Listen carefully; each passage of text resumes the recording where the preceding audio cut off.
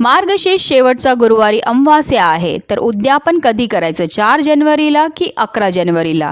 आणि मासिक पाळी आल्यावर आपल्याला काय करायचं? तर सगळ्यात पहिला सांगून देते, ह्या वर्षी आपल्याला 5 गुरुवार करायचं सौभाग्य लाभणार आहे, म्हणून 11 जानेवारीला आपल्याला शेवटचा म्हणजे 5वा गुरुवार करायचा आहे.